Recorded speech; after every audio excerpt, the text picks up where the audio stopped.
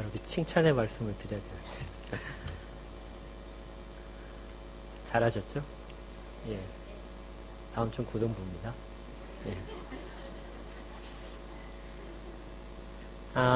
사도행전 24장 말씀을 가지고 은혜를 나누고자 합니다. 굉장히 좀 딱딱한 내용이 될 수도 있습니다. 바울이 아시아에 있는 여러 교회와 그 다음에 그리스 본토에 있는 마게도냐 지방에 있는 여러 교회들로부터 예루살렘 교회를 돕는 구제 헌금을 연보죠. 구제 헌금을 받았습니다. 꽤 오랜 시간 동안 모아서 굉장히 큰 액수가 된 금액을 가지고 예루살렘 교회를 향해서 출발을 하게 됩니다. 그런데 가는 곳곳마다 이제 제자들과 아니면 그 교회의 그 지도자들로부터 경고의 이야기를 듣게 됩니다. 네가 가게 되면 핍박이 기다리고 있다. 이렇게 경고를 받죠. 바울도 그런 의미들을 잘 깨닫고 있었습니다. 그래서 자기가 이제 가면 자기가 지금까지 사역하던 그러한 모든 도시들, 성도들을 더 이상 만날 수 없을 것이라는 것을 알고 있었습니다. 그럼에도 불구하고 성령의 이끌림을 받아서 예루살렘 교회로 떠나게 됩니다. 그런데 이제 막상 도착을 하였는데 바울이 체포가 되게 되죠. 바울이 왔다는 소식이 예루살렘에 있는 유대인들에게는 처음에는 잘 알려지지 않았습니다. 왜냐하면 바울의 얼굴을 알아보는 사람이 없었어요. 그런데 며칠 후에 아시아에서 온 유대인들이 성전에 있던 바울을 알아봤습니다. 그래서 바로 즉시 유대인들을 선동을 하게 됩니다. 저가 우리 백성과 우리 율법과 이 성전을 비방하는 자다. 그러면 저가 이방인을 데리고 이 성전에 들어와서 이 성전을 모독하고 있다 하면서 유대인들을 선동을 해서 바울을 체포를 합니다. 바울을 붙잡아서 성전 밖으로 끌어내서 이제 즉결 재판을 통해서 죽이려고 하는 장면에 이 소동을 들은 로마 군인들이 와서 바울을 구출하게 되죠. 그 이후에 바울은 몇 번의 이제 신문을 거친 끝에 로망이라는 자기의 신분 때문에 총독 앞으로 보내지게 됩니다. 그래서 가이사랴로 내려와서 총독 앞에서 이제 재판을 받게 되는 것인데 3번의 재판을 받게 돼요. 2년 동안에. 근데 그 중에 첫 번째 재판이 오늘 본문에 있는 벨릭스 총독에 의해서 재판받는 장면입니다. 앞에 24장은 그 재판받는 장면이 쭉 써 있습니다. 이 재판을 하고 나서 총독이 결론을 내리기를 이거 볼 때 별로 죄를 찾을 만한 부분이 없어요. 22절에 보면 이렇게 되어 있습니다. 벨릭스가 이 도에 관한 것을 더 자세히 알고 있다. 그러니까 바울이 변명을 하고 대제사장 그룹들이 와서 변호사를 사서 고발한 그런 모든 신문 내용들을 들었는데 벨릭스가 자기가 다 아는 내용이에요. 왜냐하면 10년 정도 총독을 하고 있었기 때문에 굉장히 좀 잘 압니다. 그리고 자기 아내가 유대인이에요. 그래서 이 부분에 있어서는 내가 더 잘 안다. 너희들이 지금 말한 내용을 내가 충분히 이해하는데 어떤 죄된 부분을 찾기가 매우 어렵다는 것입니다. 그래서 재판을 연기를 하게 됩니다. 천부장인 루시아가 다시 내려올 때까지 우리가 기다리겠다. 근데 실제 속셈은 다른 데 있어요. 왜냐하면 바울이 많은 돈을 가지고 예루살렘에 왔다는 것을 알고 있습니다. 재판을 연기하면 2년까지는 사람을 구속을 할 수 있어요. 왜냐하면 소동이 일어날 거에 대비해서 소동의 주범이 되는 주동하는 사람들은 어떤 그 법률적인 제약 없이 2년 정도는 최대 2년까지 구속을 할 수 있습니다. 당시 로마 법이. 그래서 그걸 이용해서 재판 중이지만 놓아주지 않고 계속 구금을 하게 됩니다. 그러면서 이제 원하는 게 있죠. 바울이 갇혔기 때문에 바울이 굉장한 지도자라는 것을 소문에 들어서 알고 있고 돈은 굉장히 많이 가져왔다. 그래서 누군가가 돈을 써서 자기한테 뇌물을 바칠 것을 기대하고 있습니다. 바울을 상당히 잘 대접을 해줍니다. 그런 와중에 벨릭스가 자기 아내와 같이 바울을 따로 부르게 됩니다. 불러서 24절에 수일 후에 벨릭스가 그 아내 유대 여자 두루실라와 함께 와서 바울을 불러 따로 만남을 가지게 돼요. 근데 이때 질문한 내용이 상당히 의미가 깊습니다.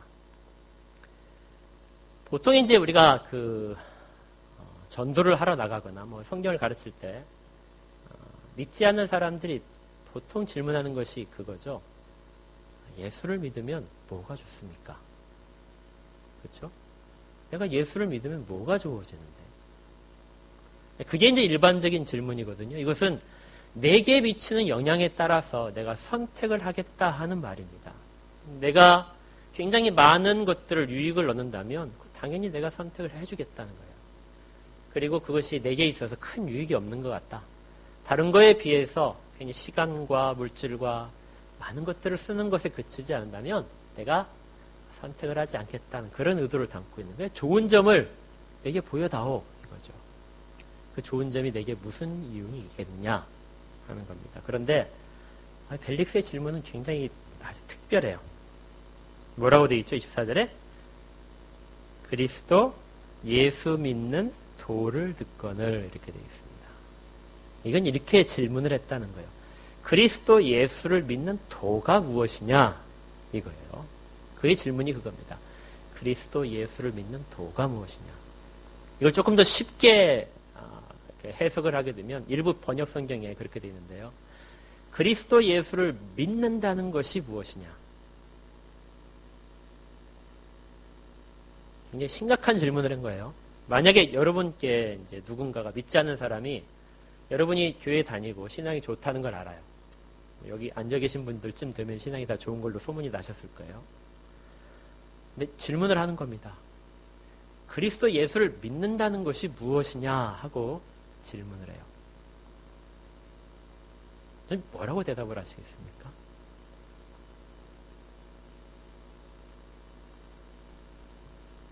굉장히 많은 내용을 담겠죠. 머릿속에서 굉장히 많은 것들이 막 지나가죠. 단어들이.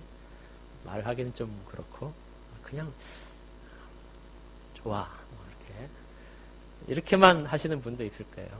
한때 그 전도법 중에 예수를 믿으세요. 좋습니다. 뭐 이거 있었잖아요. 그렇죠? 뭐 말로 설명하지 못하는데 그만 좋아요. 그렇게. 그런데 벨릭스는 분명하게 물어보는 겁니다. 그리스도 예수를 믿는다는 것이 무엇이냐? 말을 조금 더 바꾸자면 네가 지금 믿고 있다는 것을 나한테 설명을 해다오 하는 거예요. 네가 지금 믿고 있는 것이 무엇이냐 하는 겁니다. 여기에 대해서 바울이 3가지의 단어를 사용합니다. 이건 굉장히 중요하니까 나중에 꼭 기억을 내두시면 좋겠어요. 혹시라도 그런 질문을 누구한테 들으시면 이 3가지 단어로 꼭 대답을 하십시오. 바울의 대답입니다. 25절에요. 의와 절제와 장차오는 심판입니다. 의와 절제와 심판. 이것이 내가 믿는 그리스도 예수를 믿는 것이다 하는 거예요. 그리스도를 예수를 믿는다는 그 전체 내용이 3 단어에 담겨 있다는 겁니다. 의와 절제와 심판이다. 어떤 내용을 설명했는지는 사도행전의 24장에 나와 있지 않습니다. 근데 바울의 설명이 이렇게 3가지 단어로 되어 있다는 걸로 미루어서 우리가 바울이 기록한 그리고 바울이 이해한 범위 내에서 이 3가지를 충분히 요약할 수 있습니다. 오늘 그 3가지를 요약을 해서 여러분과 같이 나눌 것이고요. 그 다음에 이것을 들었던 벨릭스와 그 아내 두루실라의 반응을 살펴봄으로써 이게 과연 바울의 설교를 들은 사람들이, 바울의 전도를 들은 사람들이 어떤 반응을 보였는가 하는 부분까지 나아가 보겠습니다. 먼저 벨릭스라는 사람에 대해서 조금 살펴볼 텐데요. 벨릭스는 당시의 유대 총독입니다. 그러니까 유대에서 가장 영향력이 있는 사람이죠. 이 사람은 근데 소문이 되게 안 좋게 났어요. 벨릭스는 그 노예 출신입니다. 그러니까 로마의 노예였다가 이 사람이 신분이 회복돼서 그리고 황제의 눈에 들어서 승진을 거듭한 결과 총독에까지 온 것입니다. 당시 유대 총독은 상당히 높은 자리예요. 그런데 이 소문 자체가 좋지 않은 것은 그런 일을 하다 보니까 수많은 적들을 만들었습니다. 그런 적들 중에는 벨릭스가 굉장히 포악하다, 잔인하다, 그리고 돈을 많이 밝힌다, 그 다음에 성적으로 문란하다 이런 평가들이 있습니다. 이건 당시에 이제 그 역사학자 요세푸스의 기록에도 벨릭스에 대한 기록을 할 때 그렇게 표현하고 있습니다. 이게 이유가 있는 것이 그의 아내가 거기 보면 노럴이 있죠. 유대 여자 드루실라라. 근데 이 여자가 남편이 있는 여자였습니다. 이 여자는 공주예요. 헤롯 그 가문의 공주입니다. 그런데 이미 아주 어린 나이에 되게 예뻤다고 그래요. 굉장히 예뻐서 어린 나이에 시집을 갔습니다. 근처에 자그마한 왕국의 그 왕비로 시집을 갔는데 벨릭스가 이 여자를 본 거예요. 그리고 나선 굉장히 탐이 났습니다. 근데 저 여자를 반드시 나의 아내로 뺏어오겠다 해가지고 마술사라든지 이런 사람들을 동원해서 온갖 추악한 짓을 벌입니다. 그래서 결국 데려오게 돼요. 그런데 이 두루실라라는 여자도 또한 그 상당한 야망을 갖고 있었어요. 그래서 자기 옛날 남편, 조그만 왕국의 왕 정도의 그런 지위를 가지고는 도저히 이 여자의 야망을 채워줄 수가 없습니다. 그래서 그런 부분에 대해 하나 갈증을 느끼고 있었는데 마침 로마 총독으로 온 벨릭스가 자기한테 뿅 간 거죠.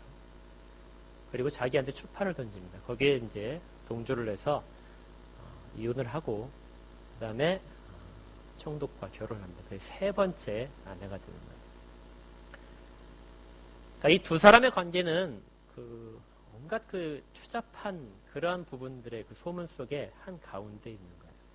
그래도 벨릭스는 자기 지위를 유지하기 위해서 굉장히 많은 세금을 거둔 다음에 그것을 뇌물로 또 그 유서에다가 바치는. 그래서 자기가 계속해서 그걸 통해서 승진한 경험을 갖고 있습니다.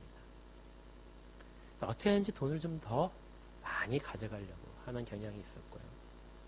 그리고 자기가 있는 그 총독으로 관할하는 지역에서 소동이 일어났을 때 아주 잔인하게 탄압을 해서 수많은 유대인들을 학살한 그런 경험도 있습니다. 그러니까 이런 사람이 이제 바울을 초청을 해서 바울에게서 그 복음에 대해서 믿는 도리에 대해서 듣고 있는 거예요. 근데 바울의 이 세 가지 단어만 한번 살펴보십시오. 의와 절제와 심판이라는 이 각각의 세부적인 내용이 뭔진 잘 모른다 하더라도 의, 절제, 심판이라는 세 가지의 단어는 벨릭스와 그 아내에게 있어서는 도저히 받아들일 수 없는, 자기들의 처지에 비추어서 그 세 단어를 의미를 살펴봤을 때 도저히 가만히 있을 수 없는 그런 단어입니다. 그래서 나오는 당연한 반응이 두려워하는 거였어요. 거기 25절에 보니까 이렇게 돼 있죠. 벨릭스가 어땠다고요? 두려워했다. 이 복음을 듣고 나서 두려워하는 반응이라는 것입니다.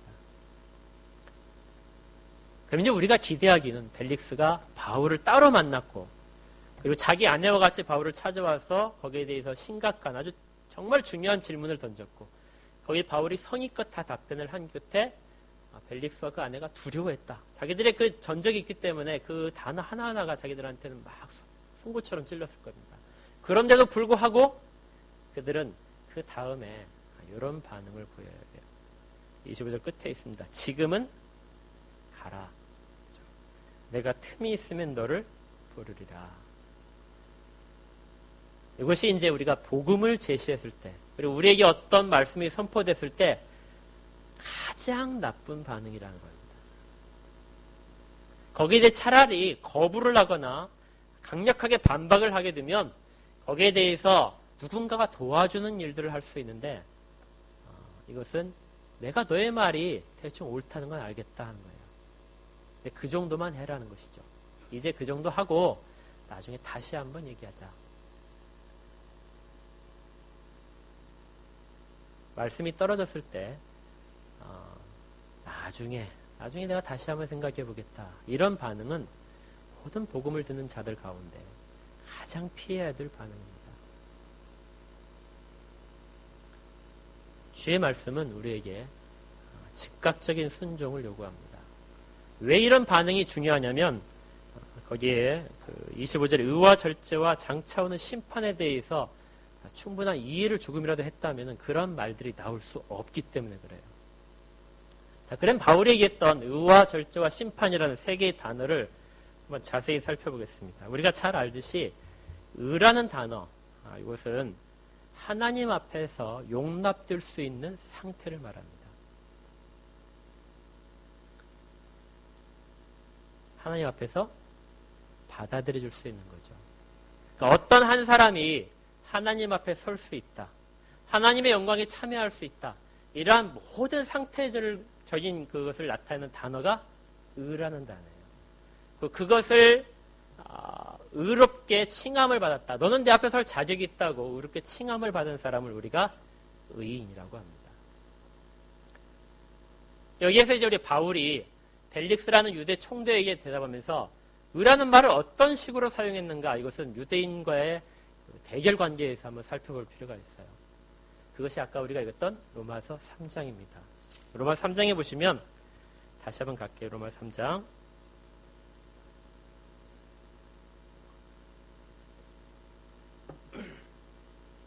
20절에 그러므로 율법의 행위로 그의 앞에서 의롭다 하심을 얻을 육체가 없나니 율법으로는 죄를 깨달음이라. 율법을 다 지켜 행하고자 사람들은 되게 노력을 했죠. 그것이 바리새인과 서기관으로 대표되는 것입니다. 특별히 바리새인들이 율법을 한 조항 한 조항까지 다 지켜 행하고자 했던 그런 사람들입니다. 그리고 그들은 그걸 통해서만 의롭다 칭함을 받는다고 생각을 했습니다. 그런데 율법의 모든 조항들을 지킨다는 것은 사실상 불가능합니다. 하나라도 지키지 않으면 어떻게 되죠? 죄인이 되는 겁니다. 율법이 630 몇 가지인가 이렇게 된다는데 그 중에 600가지 이상을 다 지켰는데 잘 지켰어요. 그런데 하나를 잘못하면, 예를 들어 11조를 드려야 되는데 바리새인들처럼 밭에서 나는 조그만 향신료 있죠. 박하와 향채 이런 것들의 11조마저도 드렸습니다. 근데 그 중에 잘못해서 하나를 빠뜨렸다. 그걸 돈으로 바꿔서 그거의 11조를 성전에 드리는데 그걸 계산을 잘못했다면 그 사람은 죄인이 되는 거죠. 하나만 잘못해도 죄인입니다. 여러분들 우리가 법으로부터 그 죄를 칭함을 받는 것이 우리가 지금까지 다 잘했다 이렇게 내세우는 건 아무런 효과가 없잖아요. 법은 거기에 적혀져 있는 것을 어기면 그것이 죄로 규정하게 되는 것입니다. 자동차 운전할 때 그러시지 않나요? 서울에서 부산까지 딱 그 정상적인 그 규정 속도를 계속 지켰어요. 그러다 한순간 잘못해서 잠깐 악셀레이터를 밟았는데 속도가 붕 올라갔어요. 근데 앞에 또 마침 카메라가 있는 거죠. 그리고 이제 지나간 겁니다. 그러면은 잘 지켰으니까 용서받을 수 있나요? 아니죠. 죄를 범한 겁니다. 죄라는 단어를 꼭 이렇게 아주 막 철저하게 죽을 죄가 아니지만 그것도 법을 어긴 것이죠. 율법도 마찬가지입니다. 율법의 조항들을 잘 보시면은 서로 약간 충돌하는 부분도 있어요. 그래서 다 지킨다는 것이 근본적으로 불가능합니다. 거기에 23절에 이렇게 규정하는 거죠. 모든 사람이 어떻다고요? 죄를 범하였음에 하나님의 영광에 이르지 못한다. 모든 사람이 죄를 범했기 때문에 의롭다 하는 칭호를 받을 수 없다는 것입니다.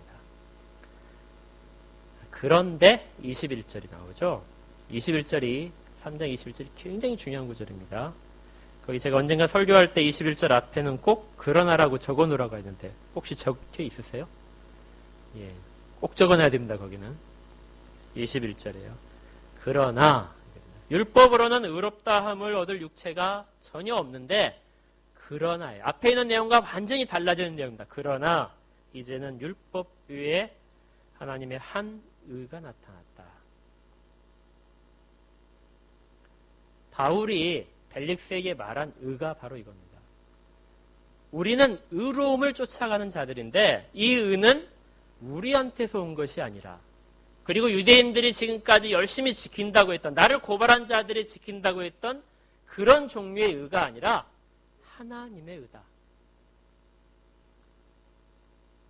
율법으로는 도저히 우리에게 붙여줄 수 없는 율법 외에 하나님의 의라는 것입니다. 그래서 의로움이라고 하는 건 속성이 우리로부터 나올 수 있는, 우리로부터 도출될 수 있는 성격의 단어가 아닙니다. 우리가 어떤 것들을 열심히 지킨다고 해서 의라는 것이 우리로부터 막 자라나서 우리가 밖으로 꺼내놓을 수 있는 이런 성질의 것이 아니라 하나님의 의가 우리에게 비춰주는 것이죠. 그래서 반드시 의는 밖으로부터 우리에게 부어지게 됩니다. 의라는 말 자체가 그렇다는 것이죠. 의의 속성이 그렇습니다. 우리로부터의 밖으로 끄집어낼 수 있는 것이 아니라 밖에서 우리에게 부어주는 것. 우리의 속성이 아니라 하나님의 속성이라는 것. 하나님의 속성이 우리에게 비춰지고 우리에게 파생되었을 때 그때 우리가 의라는 단어를 우리 가운데 둘 수 있다는 것이죠. 21절에 율법에 하나님의 한 의가 나타났다. 22절에 곧 예수 그리스도를 믿음으로 발미암아 모든 믿는 자에게 비치는 하나님의 의다. 여기에서 믿음으로 발미암아 모든 믿는 자에게 비치는 하나님의 의라는 이러한 것을 바울이 말합니다. 이것이 바울이 얘기했던 의의 정체입니다. 그러니까 바울이 벨릭스에게 말한 결론은 그거죠. 의라는 단어를 통해서 우리는 유대인들과 다르다. 저들이 나를 고발했는데 저들이 나를 의롭지 않다고 하나님의 성전과 율법과 이런 것들을 못 오겠다고 하는데 나는 그것 외에 우리를 의롭게 하는 하나님의 의를 전했을 뿐이다. 지금 내가 당신에게 전하고 싶은 것, 내가 의롭다는 상태로 있게 되는 것은 바로 하나님에게 부어주신 것이다. 이것을 바울이 이야기를 한 것입니다. 두 번째 절제라는 단어가 나오는데요.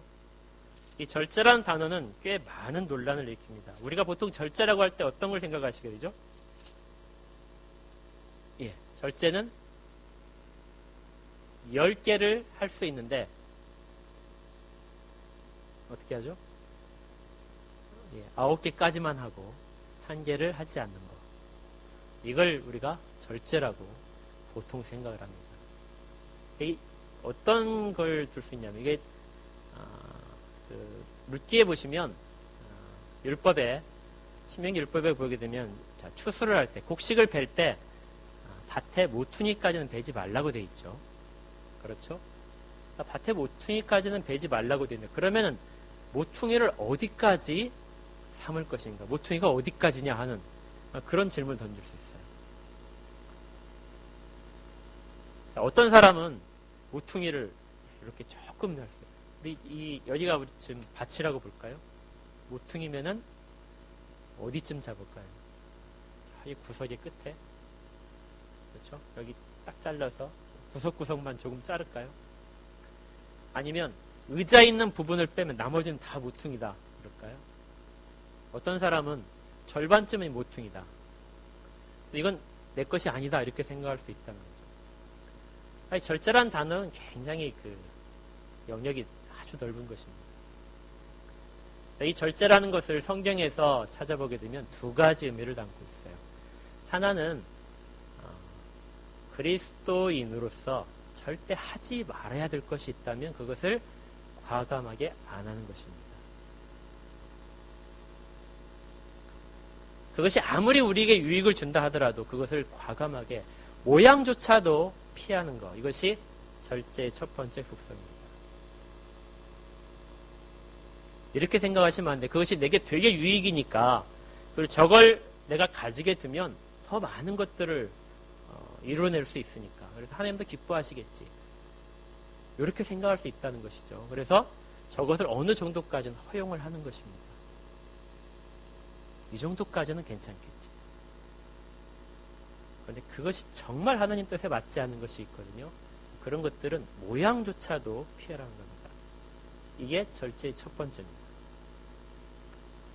두 번째는 그리스도인으로서 해도 되는 게 있습니다. 해도 되는데 이것을 하지 않는 것을 절제라고 합니다. 고린도전서 8장에 보시면 이제 우상에게 바쳐진 고기가 있죠. 우상 제사를 드리고 나서 나오는 고기, 이걸 먹어도 되느냐 먹지 않아도 되느냐 하는 질문이 나왔습니다. 거기에 대해서 바울이 대답하는 것이 그거예요. 먹어도 된다. 우상이 어디에 있느냐? 전혀 우상의 영향을 받은 고기라고 할 수가 없다는 것이죠. 그러니까 이건 우리의 믿음으로 충분히 먹어도 된다는 겁니다.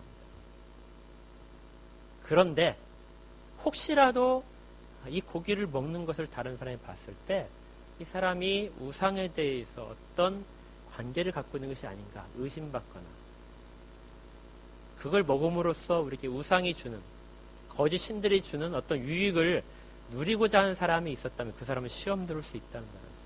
그러면 나는 고기를 먹지 않겠다. 이것이 절제입니다. 해도 되는데 내 믿음상 전혀 거리낌이 없는데 이걸 내가 하지 않는 것. 이것을 절제라고 하는 것입니다. 이것이 이제 바울이 얘기한 절제입니다. 여기까지 들었을 때 벨릭스가 굉장히 좀 어려워했겠죠. 자기는 의로운 자도 아닙니다. 수많은 죽음을 가져왔었고 뇌물도 수없이 받은 거죠. 그리고 자기 남의 아내를 억지로 빼앗아 온 사람입니다. 성적인 죄도 저지른 사람입니다. 이는 자기의 어떤 본능적인 부분을 한 번도 통제해 본 적이 없는 사람입니다. 절제라는 단어가 굉장히 거슬렸을 것입니다. 근데 세 번째 단어는 이제 더 심각하게 나온 거죠. 그것은 장차 오는 심판입니다. 이 장차 온다는 말 속에는 두 가지가 있어요. 하나는 반드시 온다는 겁니다. 이건 피할 수 있는 것이 아니다. 장차 나중에 미래에 일어날 수도 있고 일어나지 않을 수 있는 그런 상황이 아니라 반드시 일어나는 일이라는 것. 장차 오는 심판이라는 말 속에 담겨 있습니다. 그리고 또 다른 의미는 곧 온다는 뜻입니다. 주님께서 이 땅의 그 공생애를 시작하시면서 첫 번째 선포하셨던 말씀이 회개하라 천국이 가까웠느니라. 거기에 가까이 왔다. 천국이 가까이 왔다 하는 바로 그 말입니다. 그런데 심판은 우리에게 간혹 좀 그 잘못된 느낌을 전해주는데요. 심판은 죄인들에 대한 죄에 대한 선언. 너는 죄인이다 하고 선언하고 그 죄의 대가를 치르도록 하는 것을 심판이라고 생각을 하게 됩니다. 실제 심판이 그렇게 사용되는 경우가 로마서 아까 읽었던 3장 19절입니다. 다시 한번 3장 19절 볼게요. 우리가 알거니와 무릇 율법이 말하는 바는 율법 아래에 있는 자들에게 말하는 것이니 이는 모든 입을 막고 온 세상으로 하나님의 심판 아래에 있게 하려 함이라. 자, 그 밑에 혹시 성경 중에 각주 있으신 분들은 보십시오. 그 밑에 또 뭐라고 되어 있나요? 또는 정죄라고 써 있죠. 우리가 심판을 이 단어로 많이 사용을 합니다. 우리가 알기에는 똑같은 심판이지만 성경의 언어가 굉장히 틀려요. 그 중에 일반적으로 우리가 심판이란 말할 때 이 정죄함을 제일 먼저 떠올립니다. 그러니까 율법은 죄를 깨닫게 하는데 그 율법으로 하여서 그만큼 모든 사람이 죄를 범했다는 걸 깨닫게 해서 변명하지 못하도록 만드는 상태. 너의 죄는 온 천하에 다 밝혀졌어. 그가 아직 유죄 선고를 받지는 않았지만 그가 피할 자리는 전혀 없습니다. 그가 그 길 말고는 다른 길로 가지 못하게 됐을 때를 여기 심판이라는 단어를 사용합니다. 근데 여기만 그래요. 사도행전 24장에 있는 심판은 이것보다 좀 더 큰 의미입니다. 그래서 우리가 이 심판이란 말을 들을 때 이걸 생각을 했으면 좋겠습니다. 심판은 근본적으로 어떤 죄를 지은 자를 벌하는 것보다 더 큰 의미가 있습니다. 그게 뭐냐면 하나님이 이 땅 가운데 진정한 통치자신데 그 통치자가 오신다는 겁니다. 지금까지는 하나님을 멀리하는 자들도 하나님의 통치를 거부하는 자들도 거기에 대한 어떤 책망을 잘 받지 않았는데 이제 통치자가 오셔서 그들의 모든 통치에 순응한 행동들에 대해서 판단해 주시겠다는 거예요. 그러니까 지금까지 순종하지 않았던 자들은 그 통치자가 옴으로 인해서 당연히 두려워 떨게 됩니다. 자기의 모든 잘못된 부분들이 드러나게 되고 거기에 대해서 통치자로부터 심각한 벌을 받게 되죠. 반대로 통치에 순응했던 사람들에게는 두려움의 대상이 아닙니다. 하나님을 통치자로 인정했던 사람들에게는 이것은 기쁜 일이에요. 왜냐하면 이 땅 가운데 하나님의 통치를 받는 사람들은 세상으로부터 핍박과 조롱을 피할 수가 없기 때문입니다. 그 모든 것들이 사라지는 것. 이것이 심판의 뜻입니다. 그러니까 그리스도인이라면 당연히 우리가 하나님 앞에서 바르게 서 있다고 스스로 판단할 수 있는 사람들이라면 심판이란 말을 들을 때 기쁨이 오는 거죠. 할렐루야 하고 찬양이 와야 됩니다. 두려움이 온다면 우리는 심판에 대해서, 하나님의 통치에 대해서 그렇게 기대하거나 순응하지 못했다는 반대의 증거가 될 수 있습니다. 이것이 바울이 말한 세 가지의 예수 그리스도를 믿는, 그리스도 예수를 믿는 도, 믿는다는 것이 뭔가 우리는 세 가지를 믿는다는 것입니다. 예수 그리스도를 통해서만 우리는 의롭게 되었다. 그리고 예수 그리스도의 원칙에 의해서 우리는 우리의 모든 본능적인 것과 할 수 있는 것들에 대한 것을 다 절제를 한다. 끊을 수 있게 되었다. 세 번째는 거기에 충성한 자들에게 마땅히 임하는 심판의 그곳을 우리는 기다린다.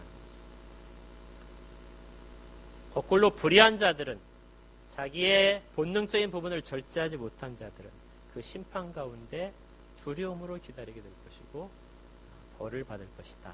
이것이 복음의 핵심적인 내용이라는 것입니다. 어느 하나 여기에서 빠질 수 있는 부분이 없습니다. 이것은 모두 다 하나의 큰 흐름을 이끌고 있기 때문이죠. 여기서 이제 우리가 좀 주의할 것이 뭐냐면 이 세 가지 가운데에서도 간혹 오해가 생길 수 있습니다.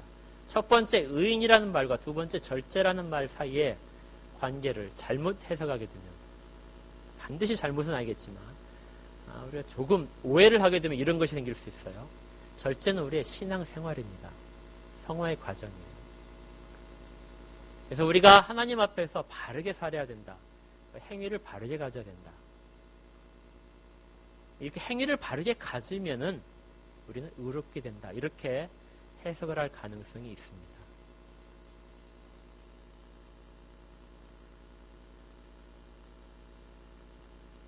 행위를 통해서 의롭게 될 수 있다. 우리가 많은 자선을 베풀고 그 다음에 많은 기적을 베품으로써 의롭다 칭함을 받고 하나님 앞에 설 수 있다. 이것은 성경의 가르침과는 상당히 거리가 멉니다. 왜냐, 아까 말씀드렸듯이 하나님 앞에 설 수 있는 상태를 의인이라고 하는데, 의인은 우리의 어떤 행위를 통해 습득할 수 있는 것이 아니라 어떻다고요? 밖으로부터 부어주는 것이기 때문이죠. 그래서 우리가 아무리 잘하고 아무리 훌륭한 행동을 한다 하더라도 우리의 의로움에 조금이라도 보탬을 할 수 있는 여지가 전혀 없는 것입니다. 그렇다면 행위가 완전히 의미가 없는 것인가? 사실 성경에 있는 거의 대부분은 우리의 중간 정도인 절제에 해당하는 행위에 관련된 일들입니다. 행위로는 우리가 절대적으로 의롭다함을 받을 수 없습니다. 그렇지만 의롭다함을 받은 자들이 증명될 수 있는 길이 행위입니다. 행위로 증명되지 못한다면 우리가 의롭다 아무리 주장한들 거짓이라는 것이죠. 야고보가 이걸 잘 얘기하고 있는 것입니다. 여기서 이제 우리가 조금 깊게 들어가서 설명을 해볼 부분이 현상이라는 것과 증거라는 것과 원인이라는 이 세 가지를 구분을 꼭 해야 됩니다. 여러분이 이제 과학을 잘 하시면 제가 과학으로 팍 설명하면 쉬운데, 과학에 대해서 이게 좀 약점이 계시니까, 그렇죠. 쉽게 가장 간단한 것부터 한번 해볼까요? 꼭 기억하십시오. 현상과 뭐라고요? 증거와 그 다음 뭐라고요? 원인입니다. 제가 이걸 떨어뜨리게 되면 어떻게 되죠? 손으로 떨어지죠? 이렇게 떨어집니다. 그러면 이걸 가지고, 야, 그래, 지구가 얘를 잡아당겼어. 이 잡아당긴 증거야. 이렇게 말을 할 수는 없습니다. 이건 분명히 우리 눈에 보였어요. 그래서 어떤 현상입니다. 떨어졌어요. 우리가 얼핏 생각할 때, 야, 이건 증거야. 지구가 얘를 끌어당겼어. 잘 아시죠? 이거, 이 정도는 아시죠? 그런데, 거꾸로, 얘가 오지 않고, 온 모든 것들이 일순간 이렇게 올려졌다는 거죠. 모든 것들이 예 쪽으로 이 순간 다 가버린 것입니다. 하나도 빠짐없이요. 여러분들도 제 손바닥도 모든 것이 다 순간적으로 가게 되면 우리 눈에는 똑같은 현상이 나올 수 있다는 거죠. 그래서 얘는 지구가 얘를 끌어당겼다는 증거는 되지 못합니다. 이걸 현상이라고 해요. 좀 어려워하시는 것 같으니까. 네. 이제 만약에 여러분이 딸이 있는데 그 딸이 어느 날 어떤 연예인 사진을 하나 이렇게 갖고 있는 거예요. 핸드폰을 보니까 그 연예인이 뭐죠? 핸드폰에 그 사진이 이렇게 떠 있는 거예요. 그리고 뭐 또 나중에 보니까 그 연예인에 대한 걸 이렇게 기사를 막 스크랩해서 보고 있는 것입니다. 그래서 아빠가 생각할 때, 야, 우리 애가 잘 때는 연예인 뭐 김수현인가요? 김수현과 사귀는가 보다. 그 사귄다는 증거가 뭐냐 이거야 하고 그 핸드폰에 있는 사진을 내밀면 남들이 웃겠죠. 이것이 현상입니다. 우리 눈에 보이는 것들은 어떤 거에 대한 증거가 아닐 수 있다는 거예요. 많은 좋은 일들을 할 수 있습니다. 그리고 우리가 그 주의 이름으로 많은 기적들도 베풀습니다. 그런 것들은 현상이에요. 그것이 내가 의인이라고 하나님께 선택받고 하나님 앞에 의롭게 여김을 받는다는 존재라는 증거가 되지 못한다는 것입니다. 그 증거가 될 수 있는 건 아주 특별한 거라는 거죠. 그런 증거들이 있을 때에만 우리는 이런 증거들을 통해서 저 사람은 구원받은 사람이다 이렇게 평가를 할 수 있는 것입니다. 이것이 굉장히 어려운 일입니다.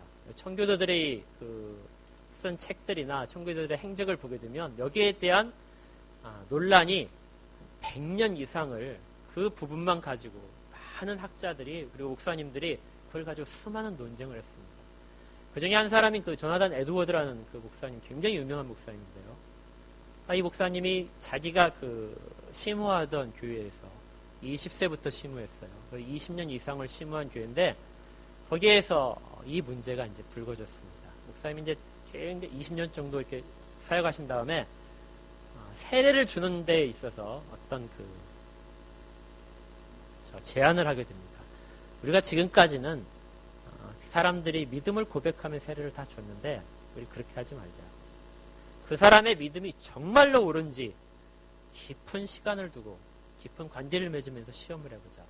그것이 진짜라고 얘기했을 때 그때 세례를 주자. 이렇게 제안을 했어요.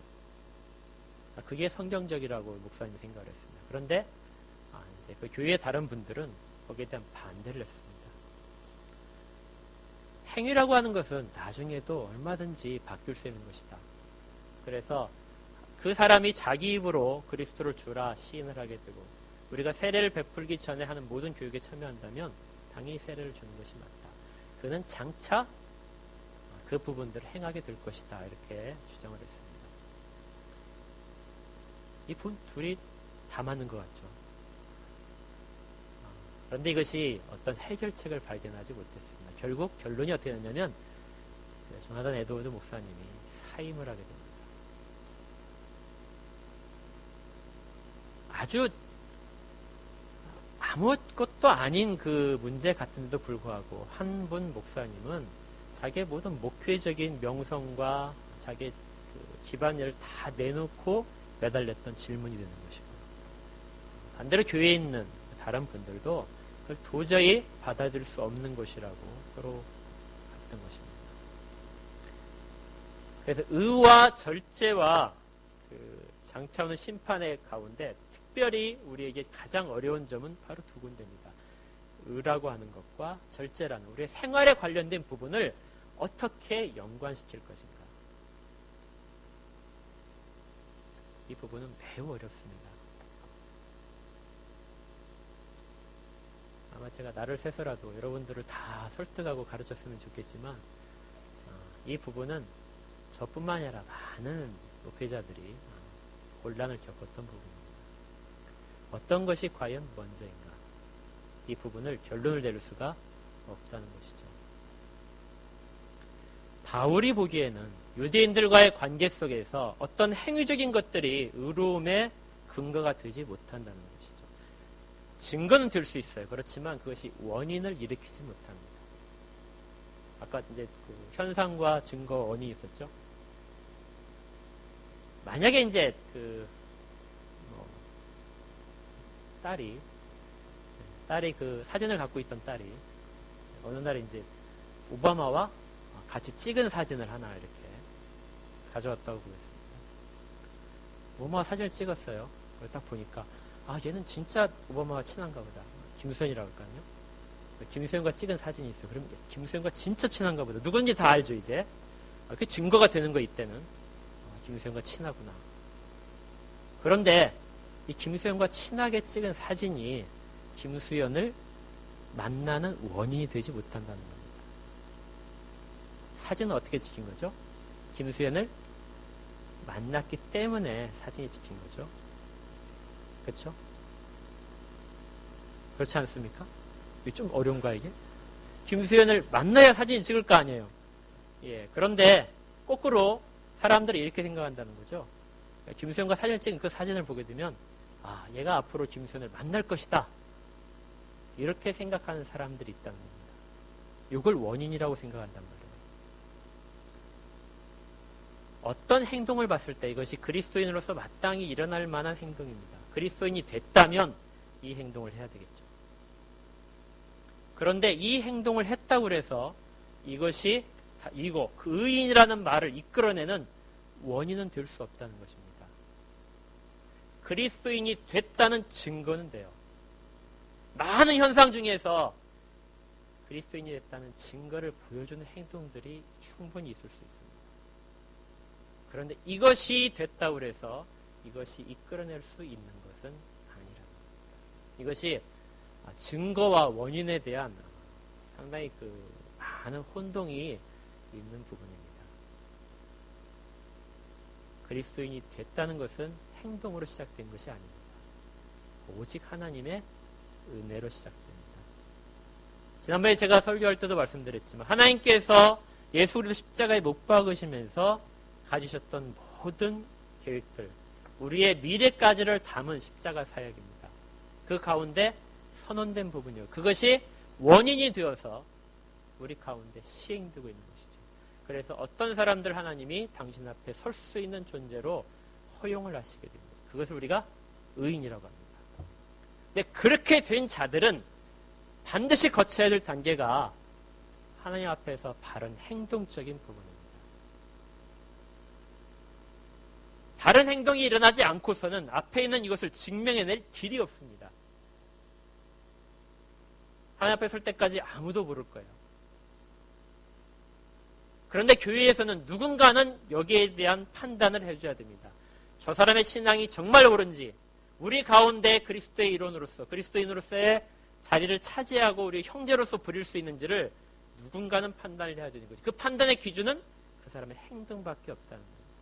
그래서 야고보는 아브라함이 하나님을 믿음으로써 그것을 의로 여겼다는 것이 그가 이삭을 바친 행동으로 모든 세상 가운데 알려졌다고 야고보가 기록을 하고 있는 겁니다.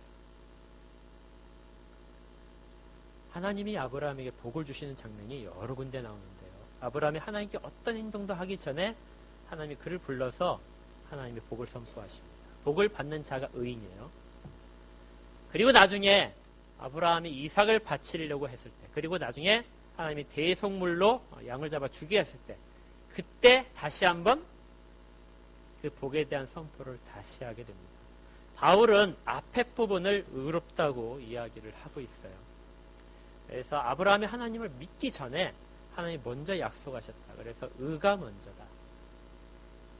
이렇게 설명을 하고 있는 것이고, 야고보는 뒤에 아브라함이 순종을 통해서, 이삭을 바치는 순종을 통해서 다시 하나님이 복을 주시려 했다는 것을 선언을 하실 때, 그것을 야고보는 의롭다 칭함을 받았다. 이렇게 해석을 하고 있습니다. 둘 다 성경이 그렇게 기록되어 있기 때문에 둘 다 옳습니다. 반드시 의롭다 하는 것을 칭함을 받은 자는 의로운 행동을 세상 가운데 보여줄 것이고, 하나님이 의롭다고 하신 것을 세상 가운데 선포된다는 것이죠. 이것이 의와 절제의 관계입니다. 이 절제 속에는 사실 그런데 굉장히 많은 것들이 담겨 있습니다. 아까 먹는 문제뿐만이 아니라 기본적으로 우리의 말도 들어있어요. 설교자가 설교하는 것도 들어있고 우리의 감정도 들어있습니다. 설교자가 우리의 모든 것들을 다 털어놓지 못합니다. 어느 정도에서는 멈춰야 될 때가 있어요. 여러분들이 누구에게 충고를 한다 할지라도 하다가 멈추는 단계가 있습니다. 여기까지만 하나님이 하시게 한 때가 있어요. 그 너머는 하나님이 이제 그 사람의 마음을 움직이실 거죠. 바울이 고린도 교회를 굉장히 책망을 했는데 고린도 후서에 보니까 바울이 책망하는 장면에서 내가 여기까지만 하겠다 하는 거예요. 내가 더 할 수도 있는데 여기까지만 이야기하겠다. 너희들을 더 이상 근심치 않게 하겠다. 바울조차도 책망 가운데서도 절제를 합니다. 우리가 예배를 드릴 때에도 이 절제는 반드시 필요합니다. 신앙생활에서의 바울이 그래서 수많은 성령의 열매 중에서 하나의 단어를 가지고 복음을 얘기하는 것이 절제라는 것이죠. 절제하다. 절제란 단어에 대한 의미를 지금 우리는 잘 기억해야 됩니다. 왜냐하면 의와 절제와 심판 가운데 우리 현재 단계에서 가장 적절하게 우리가 가장 중요하게 듣는 단어가 절제이기 때문입니다. 여러분들이 다른 분에게 충고하실 때 절제하십시오. 신앙에 대해서 판단할 때도 절제하십시오. 감정적인 부분, 예배 가운데 감격이 있다 할지라도 어느 정도 선에서 절제하십시오. 누군가를 시험에 빠뜨리지 않도록 하기 위해서입니다.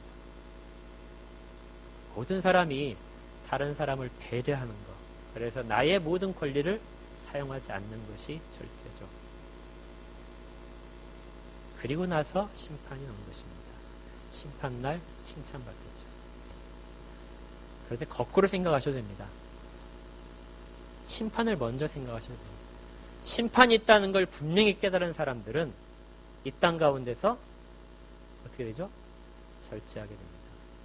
자기의 모든 것들을 사용하지 않아요.